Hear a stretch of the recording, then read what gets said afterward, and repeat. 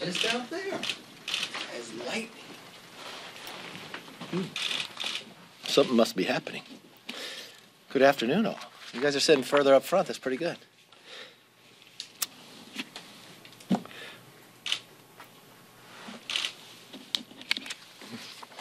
You all ready? Yep. All right. Just want to make sure. Well, another week, and a few more Democrats announced retirement. Another week, and morale across this country has plummeted. 70%.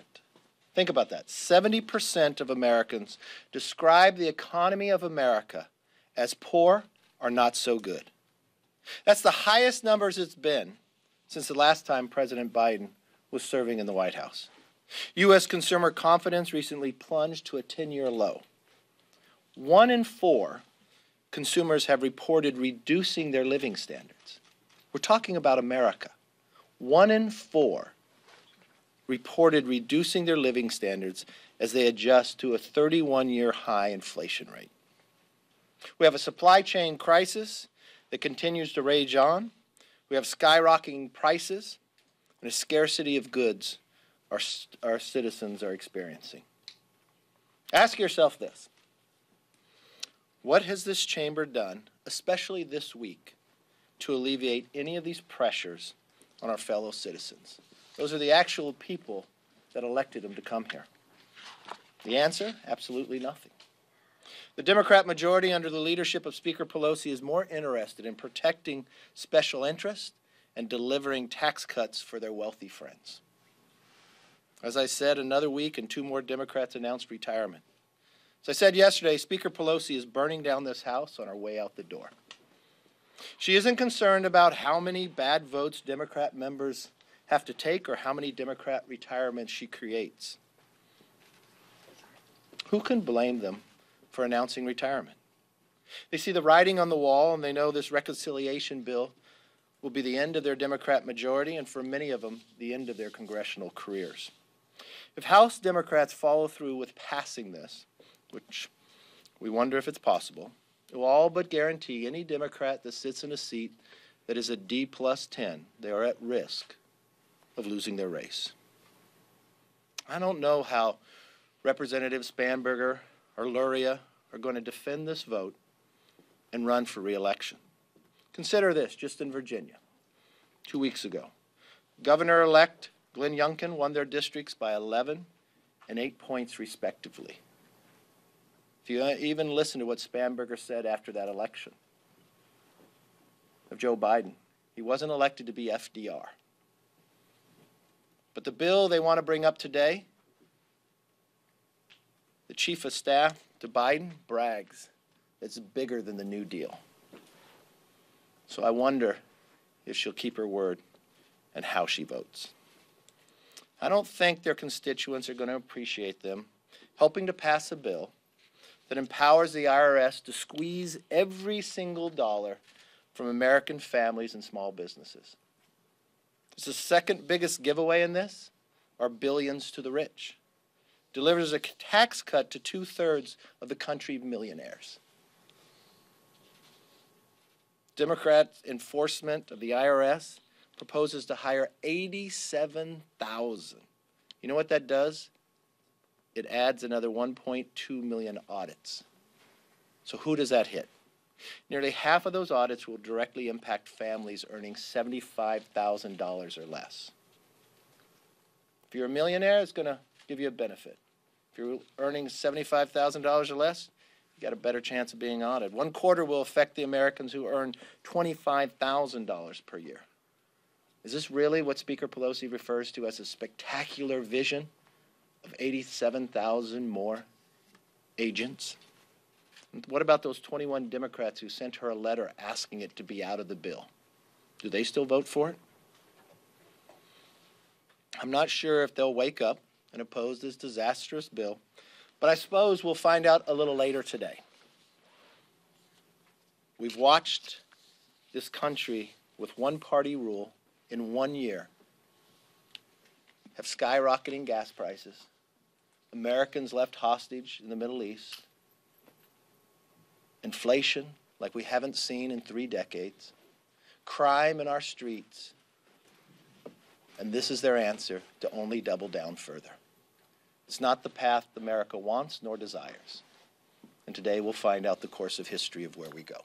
With that, let's open up for questions. Yes? Leader McCarthy, if Republicans win back the majority in the next election, do you plan on stripping any Democrats of their committee assignments? And if so, who are some of those Democrats that might be in danger of losing their committee seats? Look, I think I was very clear in my speech yesterday. Pelosi has set new policies here. Those same members that I talked about in my speech voted for those new policies. This isn't about threats, but it's about holding people accountable. I think the majority is going to have to approve any of those members on the committees of which they could serve. Leader McCarthy. Yes. With regards to Republicans who have been stripped of their committee assignments by this majority, do you plan to give Marjorie Taylor Greene and Paul Gosar their committee assignments back if you take the majority? They'll have committees. The committee assignment they have now, they may have other committee assignments. They may have better committee assignments. I think with Gosar, those are the ones he wants. Taylor Greene, she was just a freshman. I know she's requested others. She has a right to serve on committees. Okay. Yes, sir. With regard to reconciliation, part of the Build Back Better Act has to do with universal pre-K, but yet parents can't use that to send their kids to religious schools. Your reaction to that? It's just more control of government trying to pick and choose. You know, yesterday, and I don't think we enrolled it yet, but introduced it, we talked about a Parents' Bill of Rights. Parents have a right to know what's being taught in their schools. They have a right to know what the reading material is. They have a right to know what money is being spent. They have a right to know what violence is happening on their campus as well. So I think you'll see an introduction of that bill later today. Yes? Thanks, Leader McCarthy. I wanted to ask you about the 2022 Winter Olympics in Beijing. Do you support either a full or diplomatic boycott of that? And then also, what would your message to athletes be? I have a hard time wondering why the world would reward China, especially after COVID, with another Olympics. I would have a hard time wondering why we wouldn't move it to another country. I would support the moving of the Olympics. Paul, you doing okay? You got any questions? I worry about you sometimes. When's the last time you spoke to Donald Trump? This morning. Can you tell us about it? Yeah. He called up. He was on the golf course. Did he talk about yesterday at all, or No. campaign Catching stuff? up, just him. No, wasn't in campaign either. I have lots of friends. I talk to a lot of people. Was he just You wishing can a call happy me sometime, too. Thanksgiving? You haven't called me in a long time. That's why I worry about you. I want to make sure you're doing okay. Send me your phone number. I'll call. It's the same one I've always had. I never changed my number. Yes.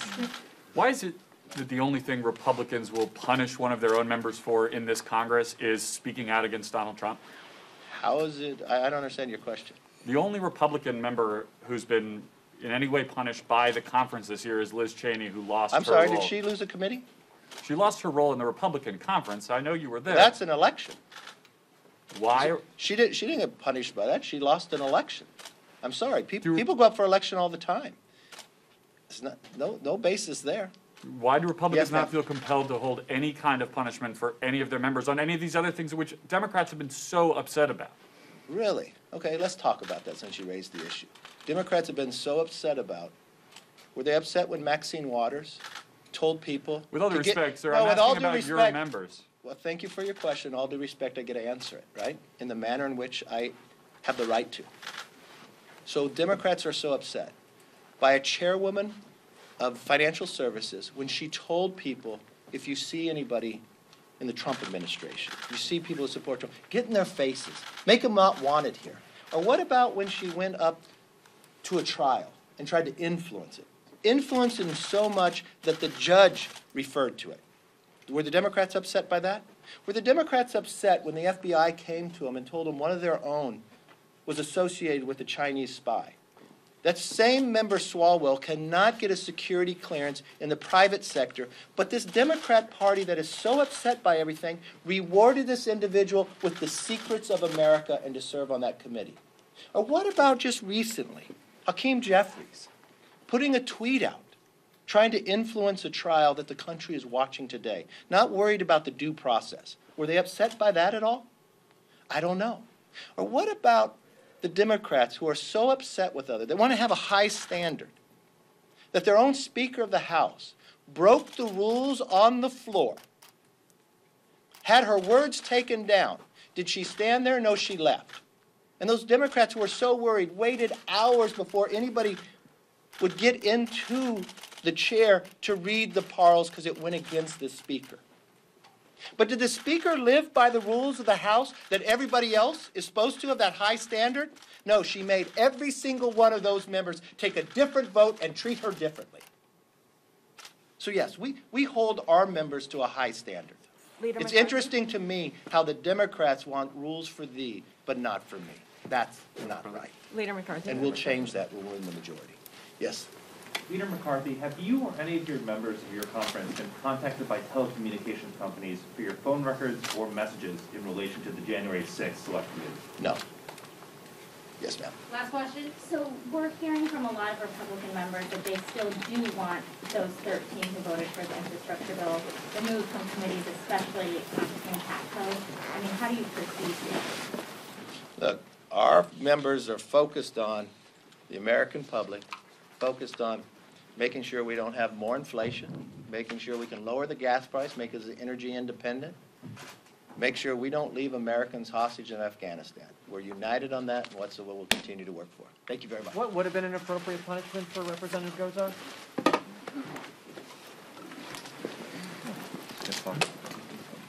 None is the answer.